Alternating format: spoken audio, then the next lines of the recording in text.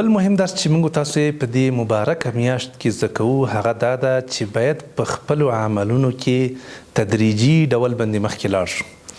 که چېرته غواړو چې موږ کامیاب شو، که چېرته غواړو چې د الله جل جلاله رضامندي ته ورسیږو، که چېرته غواړو چې خپلو اهدافو ته خپلو موخو ته ورسیږو، نو ضروري ده چې موږ تاسو صبر ولرو، وخت ته منتظر پاتې شو او انشاءالله کراکرا پرمخ باندې لاړ شو. هیڅ امکان نه لري چې موږ تاسو یو دم خیز وو او اسمان ته ورسیږو، دا امکان نه لري.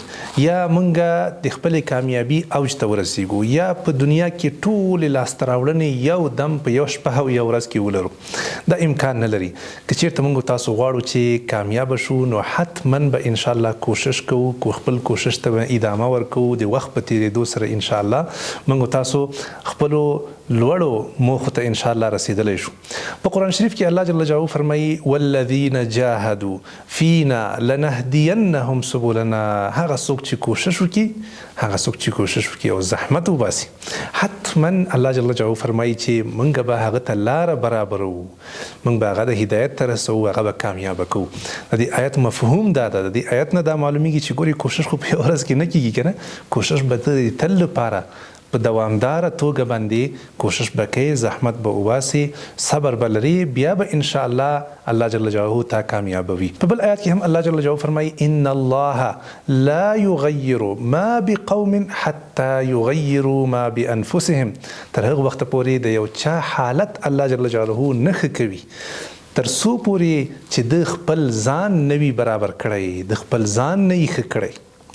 د ځان ښه کول دا حتما وخت اخلي. دا په یو ورځ کې خو انسان نشي کولی چې هم تعلیم وکړي، هم درس زده کړي، هم یې اخلاق برابر شي، هم یې ژوند بدل شي، هم مالداره شي، هم اړخیزه اړیکې ولري له هر چا سره. دا امکان نه لري. نو موږ تاسو د قرآن له دغه آیتونو څخه دا فهم اخلو چې باید موږ تاسو وخت ورکو، خپل هر یو هدف ته انشاءالله په هر لاره کې کافي زحمت وباسو تر څو خپل هدف ته ورسیږو. موږ تاسو په داسې یو ټولنه کې ژوند کوو چې هر یو نفر ورخطا ده او غواړي چې زر تر زره په کم وخت کې یو ځای ته ورسیږي. یوه میاشت کوشش یې نه کړی، بس دته دا معلومه شي چې دا کار نتیجه نه کې درز هغه پریښی بل ته خیز اچولی، هغه پریښی هغه ته خیز اچولی. نو دا رقم موږ تاسو پر مخ باندې نشو تللی. موږ تاسو باید صبر ولرو، حوصله ولرو او انشاءالله په دوامداره ډول باندې کوشش وکړو تر څو الله جل جلاله موږ تاسو لوړو مراتبو ته انشاءالله ورسو. د قرآن شریف میاشت ده، په دې میاشت کې موږ تاسو د قرآن شریف نه مهمې خبرې انشاءالله زده کوو. راځئ چې دغه خبره په خپل ژوند کې عملي کړو او انشاءالله په کراکرا باندې د وخت په تېرېدو سره واړه قدمونه د خپلې کامیابۍ په لور باندې واخلو. زه یقین لرم چې انشاءالله موږ تاسو به خپلو اهدافو ته او خپلو موخو ته ډېر په ښه طریقه باندې ورسیږو. هر هغه څوک چې هغه بیړه کوي او یا ورخطا کیږي یا خپل مزل په نیمه لاره کې پرېږدي، نو تاسو یقین وکړئ چې دا انسان به هیڅ خپل منزل ته ونه رسیږي. په همدې خاطر باندې موږ تاسو ته دغه قرآن کریم سپارښتنه کړې ده. د قرآن کریم له آیتونو څخه موږ تاسو دغه عبرت اخلو. ګورئ الله جل جلاله کولی شو چې دا ځمکه او آسمانونه دا ټول په هر څه په یوه لحظه کې چې دا څنګه ورته ووایو چې پیدا شي، په هغه وخت کې پیدا شي، سمدستي پیدا شي. ځکه الله جل جلاله قرآن کې فرمایي چې زه څه شی وغواړم چې ویې کړم که نه، نو زه ورته وایم چې شا، نو سمدستي هغه شي جوړ شي، سمدستي. الله جل جلاله داسې کولی شو. نو بیا الله جل جلاله ولې په څو ورځو کې دا ځمکه او اسمانونه پیدا کړي دي؟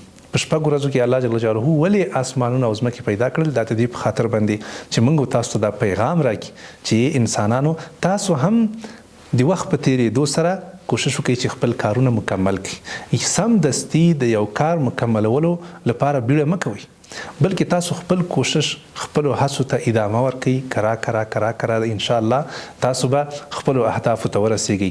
نو چې الله جل جلاله ځمکې او اسمانونه په شپږو ورځو کې پیدا کړي دي، مطلب دا چې هر یو کار، لوی کارونه چې تاسو په خپل ژوند کې انجاموئ، هغه حتما وخت ته اړتیا لري. نو دغه وخت تاسو مراعت کړئ، صبر ولرئ، حوصله ولرئ او د خپلو کارونو لپاره انشاءالله دغه په تدریجي ډول باندې قدمونه واخلئ. موږ تاسو الحمدلله کافي وخت لرو، یوه میاشت وخت.